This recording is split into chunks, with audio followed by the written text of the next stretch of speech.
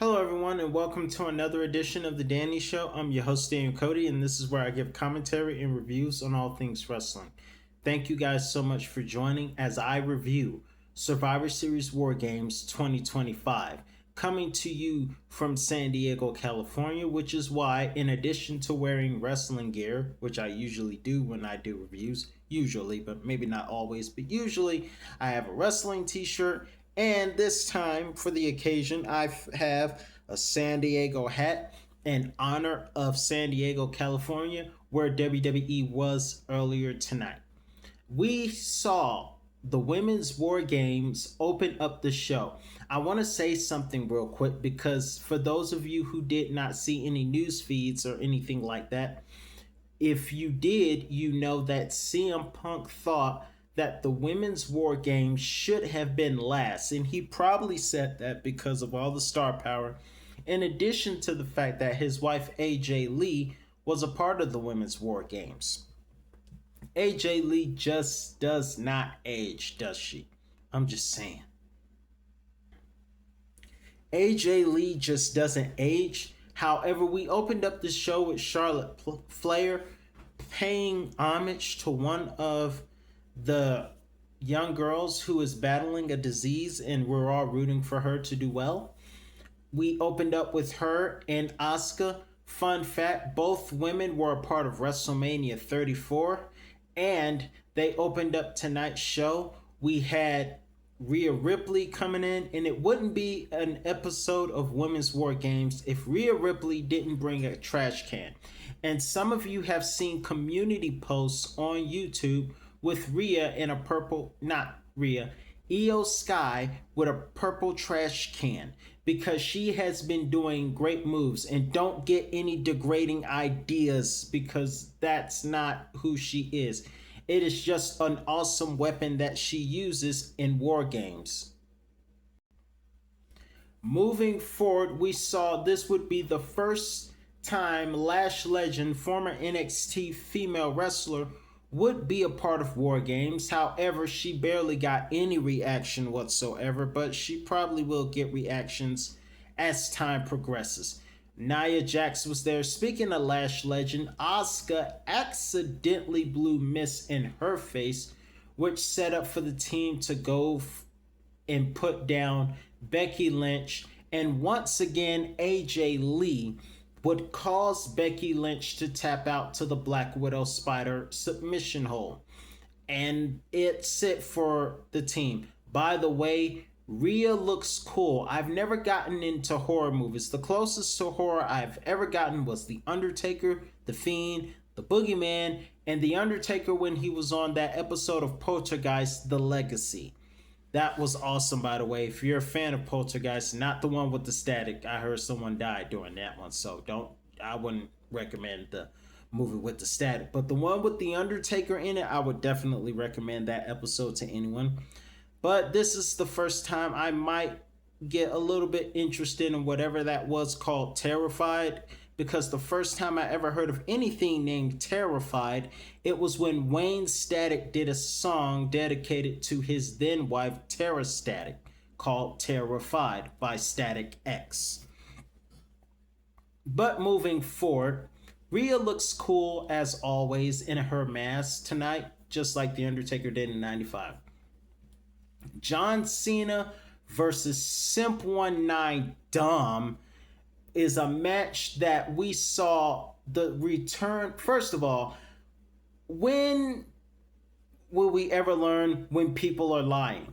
First, Dominic tricked you guys. I knew Dominic was lying when John Cena's music hit this past Monday, and I told you guys, I knew that it was a trick. I wasn't expecting a small man to show up, a man of small height. I want to say that very respectfully.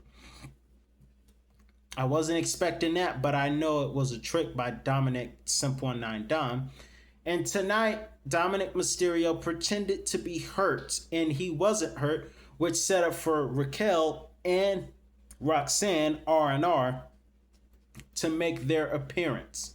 Of course, after that, we got the shocking return of Liv Morgan, who I just knew someone was getting kicked down low. I honestly knew when I said one or two things is about to happen. Either John is getting kicked low or Simp19 Dom is getting kicked low, and it wouldn't be the first time. But then Liv slapped Dom, Simp19 Dom. Then after she went for that hug, and Liv has the crazy eyes, by the way.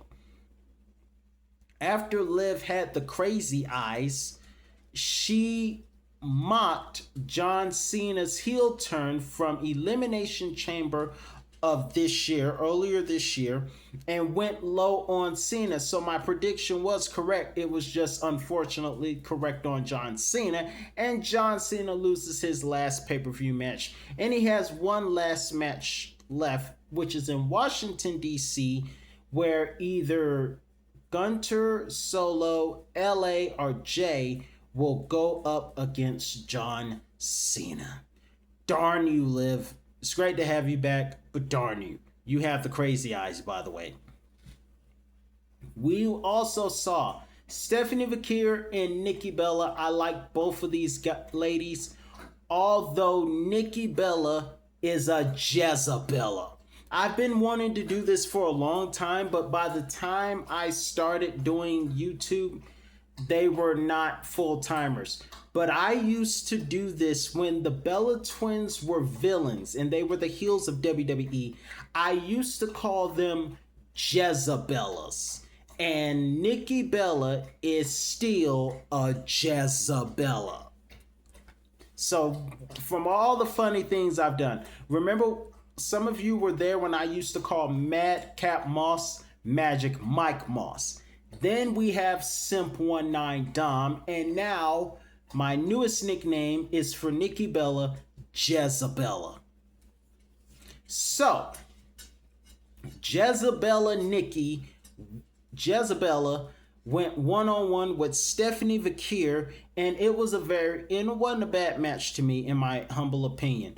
Of course, I know Booker T is having a bookorgasm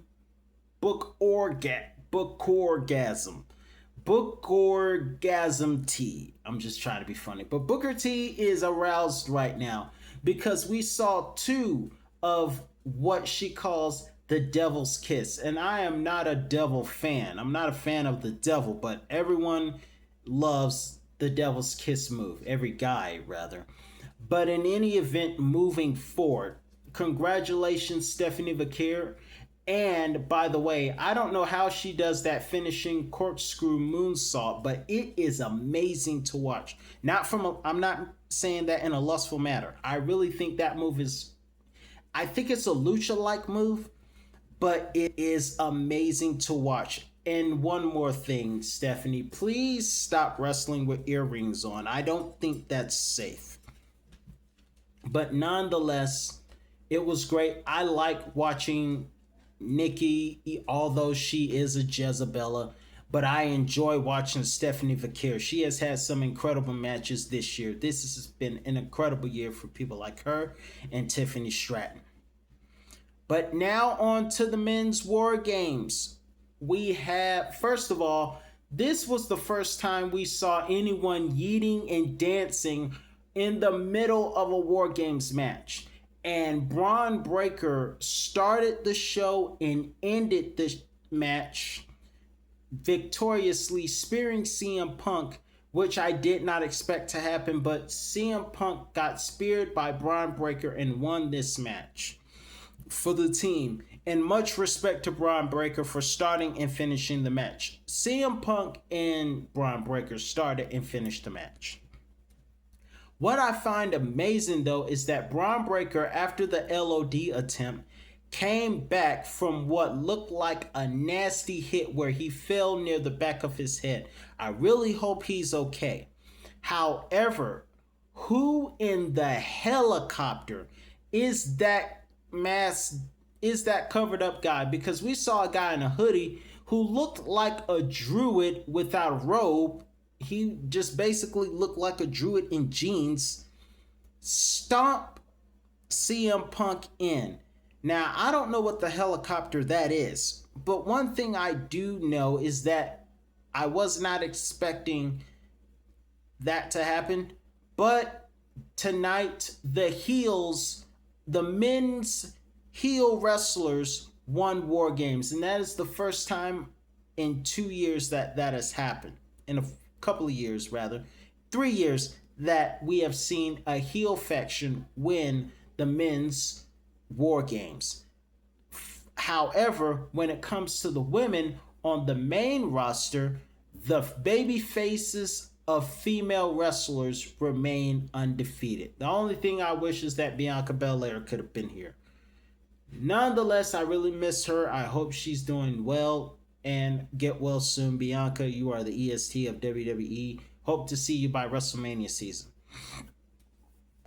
In the meantime, those are my thoughts.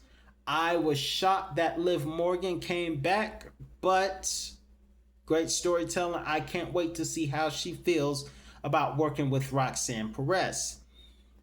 In the meantime, let me know your thoughts in the comments below, what you thought about tonight's episode of WWE Survivor Series Wargames. I'm your host, Daniel Cody, and that's all the time I have for you today, and I'll be back with another review on all things wrestling.